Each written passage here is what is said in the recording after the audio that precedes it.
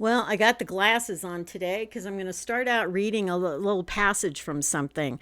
There was this wonderful little movie that came out in 2007 called Waitress. And if any of you saw it, you know what I'm talking about. It was an amazing little movie. They actually later made a musical out of it. So, anyway, I haven't seen the musical, but I have seen the movie several times. And there's this wonderful passage where the lead character, her name is Jenna.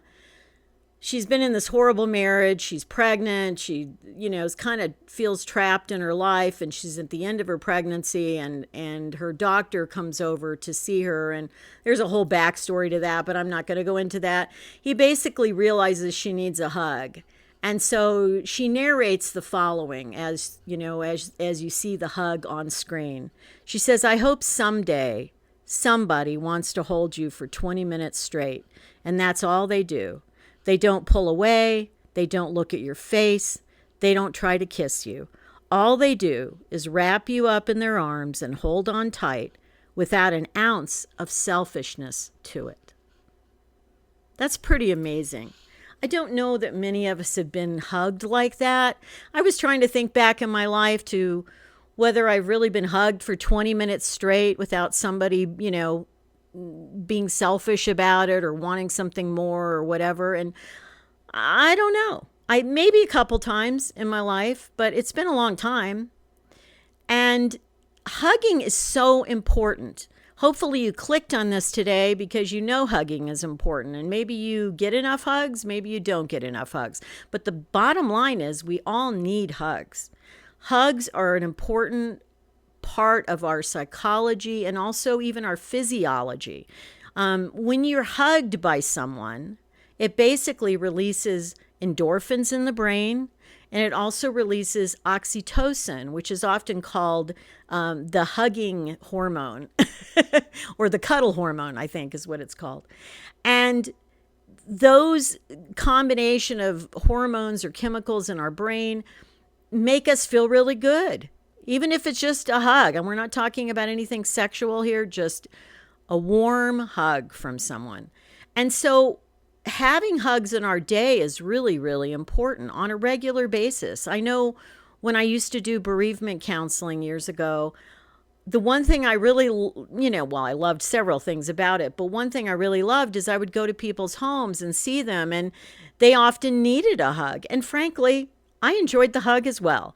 And so if I saw 4 or 5 clients in a day, I got 4 or 5 at least good hugs in a day, and sometimes more, because sometimes they'd hug me when I arrived and sometimes they'd hug me when I left, or I'd hug them. I mean, it was a mutual thing.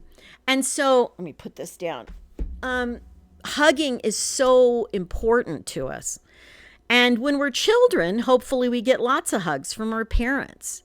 And as we grow up, we get them from our friends, we get them from our significant others, we get them from our own children or grandchildren someday.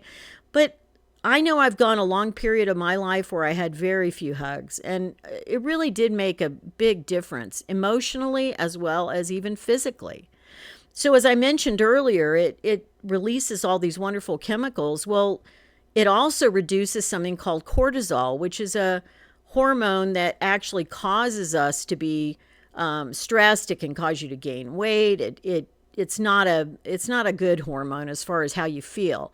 And so the thing is, when you're hugged, it reduces that. It also reduces a chemical in the brain called norepinephrine, which also can induce more feelings of depression. So just by getting hugs, just on a physiological level, it really has a tremendous impact on us. I will say one more thing, too, to the amount of hugs we probably need in a day. Virginia Satir, who is a renowned family therapist, said that basically you need 4 hugs a day just to survive. You need 8 hugs a day for maintenance, and you need 12 hugs a day for growth. And that's kind of an interesting barometer. I'd like you, before you go any further with this video, think about how many hugs you get a day or how many you would like in a day. And please drop a comment below. I'd really like to read, what your experiences are with that. And in other words, are you getting enough hugs or you're not getting enough hugs? So I'll talk a little bit about my personal experience with this in my life. I grew up with kind of a divided family when it came to hugs. Okay. My father's side of the family was Italian, and they loved hugging. And, my father hugged me a lot.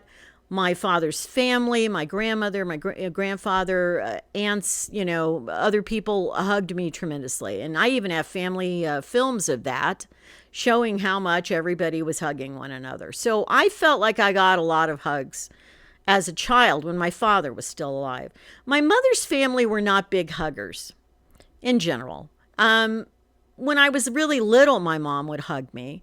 But as I got older, like became a teenager, and of course this was after my father died, she wasn't as much into hugs. I hugged her, or she hugged me when we'd been away from each other for a couple of days or something like that. And as I got older and saw her less frequently after the age of early 30s, I didn't get a lot of hugs from her. And I missed that because I am a hugger. I do like to hug. I think it was the indoctrination from my dad's side of the family, but I really like to hug, and I always knew that it made me feel good. And I hugged friends, I hugged, significant others, boyfriends, husbands, whatever. I mean, I always loved to hug. And I have a couple of people in my life now that I get hugs from, and I do hug, and that's great. Is it enough? No, I'd probably like more hugs. But I don't, as I've mentioned in previous videos, and I'm not going to get into here any more than that, I just don't have really family around me anymore, so I don't get hugs from family, which is probably the way most people get their hugs, I would say. After I was doing bereavement, that's when I went through a real drought of hugs. No hugs for many years.